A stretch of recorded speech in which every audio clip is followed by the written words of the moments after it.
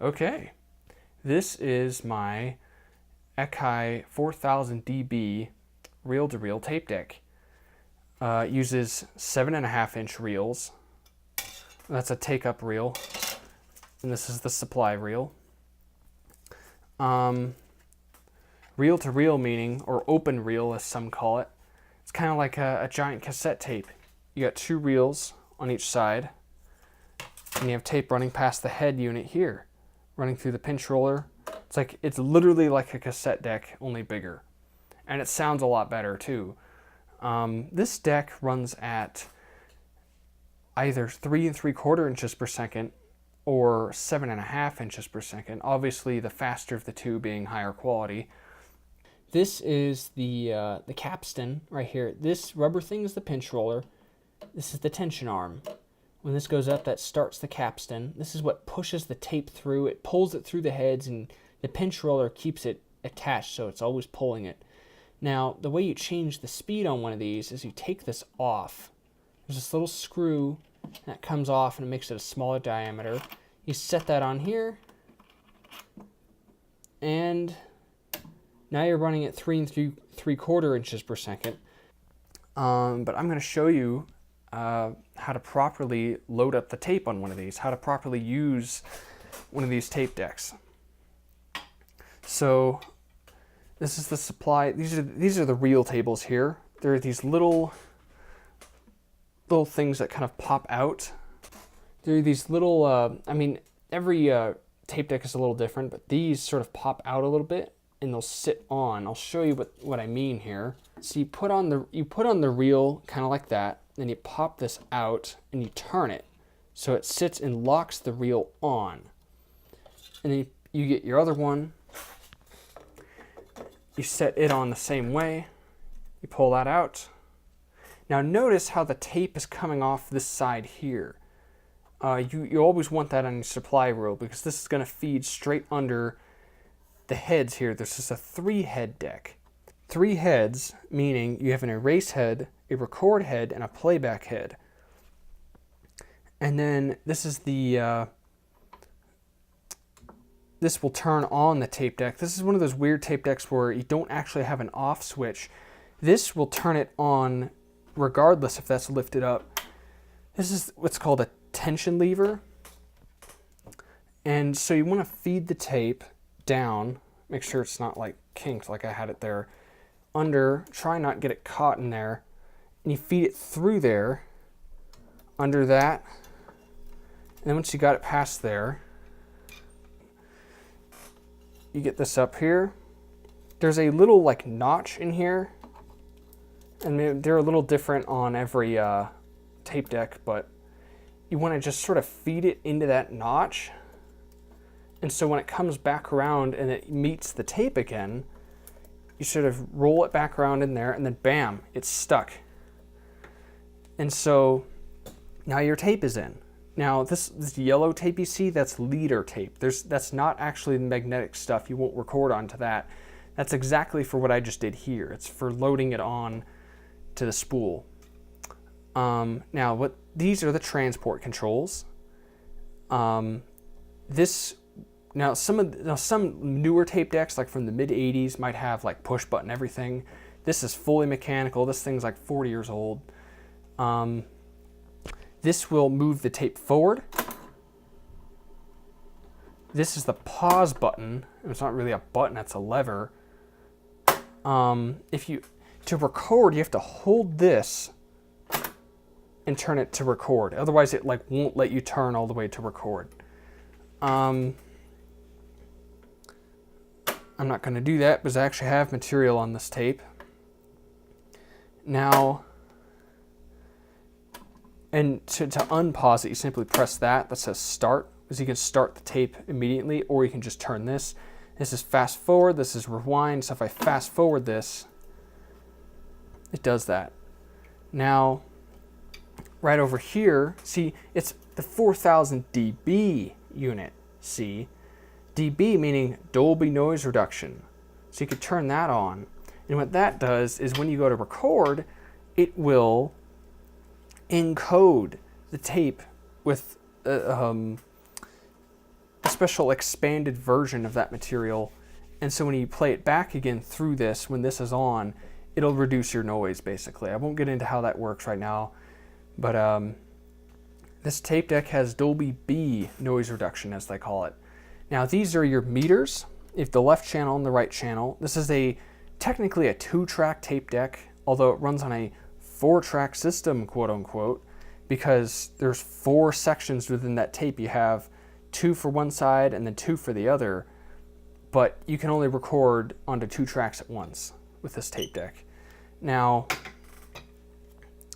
the monitor can select, because this is a 3-head tape deck, you can select between the tape, meaning basically the playback head, or the source, which is the incoming signal.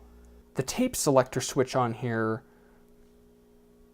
is basically for if you want a wider dynamic range. You set that to wide range, so you can have, it'll be a little noisier compared to low noise, but you won't get as much distortion in your tape, meaning when you bring these needles closer to the red, you won't get as much tape distortion. Normally I have it on wide range, but this is a pre-recorded tape. This is my personal mixtape I've mixed onto for a couple of years now, actually. Oh, that is the counter, the tape counter. And if you press that button, it'll zero it. Because I just moved it forward a bit. Now, these meters, as you can see, the top is in decibels, and 0 dB meaning that's like the nominal level of the tape. That's how much the tape can take. Above that, you're basically clipping it out, or you're distorting the signal just a bit. Now, yeah, those are the input potentiometers. It's like a double potentiometer here. This one pulls out to give you mono operation, but I don't really use that. So the sound on sound capability is a weird thing. I won't get into it here, but it's basically, you can almost about multi-track with this tape deck, although you can't really multi-track. It's what you can do with 2-track multi-track, if that's even possible. You can basically bounce between the left and the right track.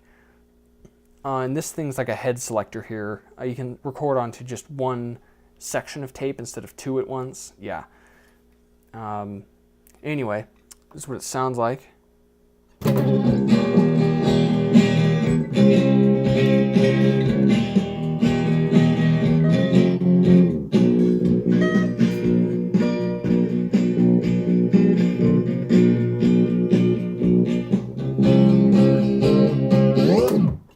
See, I can stop the tape like that. I can roll it back and forth.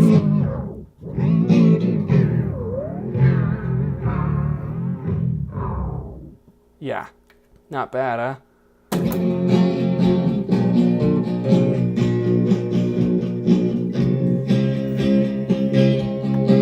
Now, I'm playing this over my monitor speakers here. Now, if this were to drop all the way down, it would turn off. See how this pinch roller thing, or this capstan, stopped? If you raise that back up, it starts the capstan again. You can also turn this on permanently, and so it doesn't matter if this thing drops all the way and turns your tape deck off. It's kind of good, like if this thing flops around a little bit when you're rewinding or something, you don't want your tape to stop. So yeah, little quirks about this thing. Okay, so I'm going to show you what happens when you rewind or fast forward this thing and the tape comes off the reel. So right now this power switch is on shut off, which means when this drops, the tape deck will turn off. That's the cell phone reacting with the audio equipment. See how it stops? I mean, yeah, this won't stop. There's actually a real break in here that won't engage until, yeah. I'll show you what happens again if you have this power switch on, like it doesn't stop when this is tripped. Yeah, all right, watch this.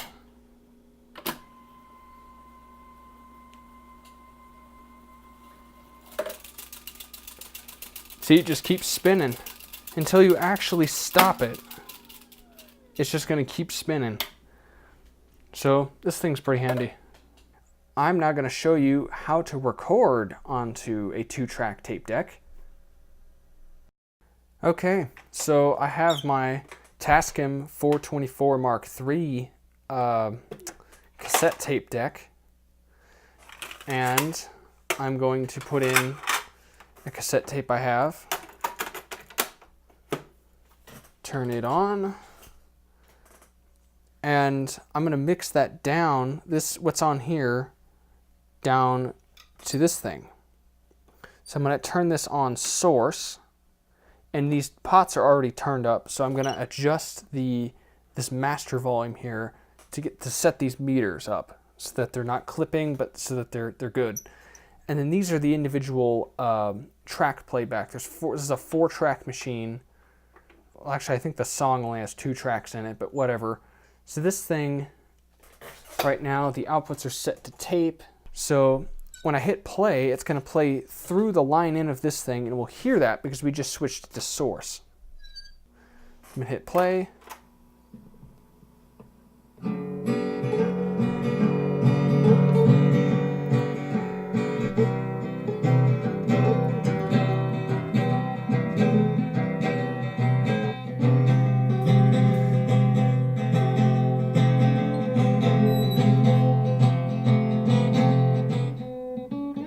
So that's the nylon guitar string solo. Another acoustic guitar.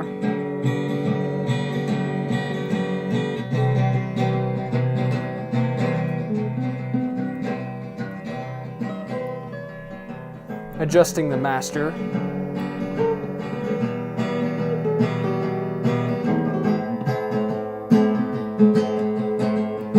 Gotta set the EQ.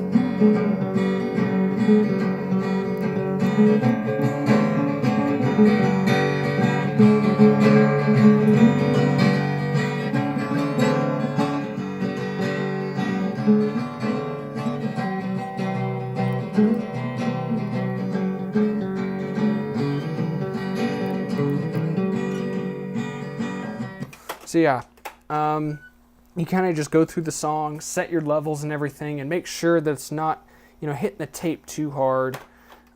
See, I just rewound this. And so now what I'm going to do is I'm going to hit pause so it stops the transport, but I'm going to engage the tape heads.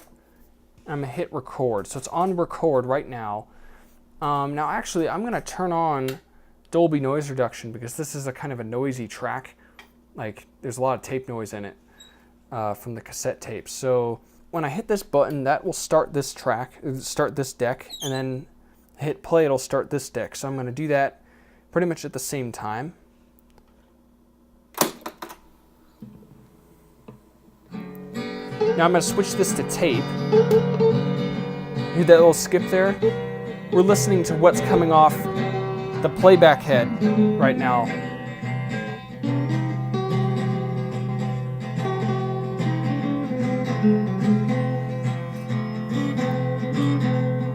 See, if I push the levels too far,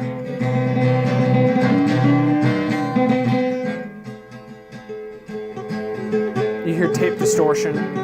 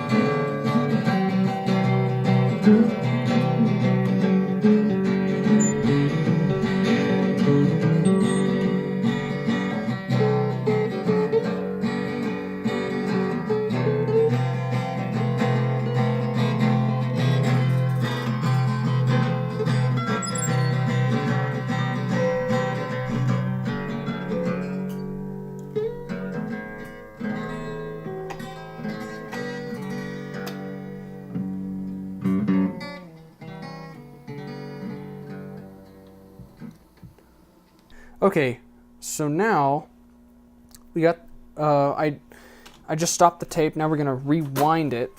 We're gonna rewind it until this counter goes back to 0. Yeah, I went past. So roll the tape forward again. That's on the last song.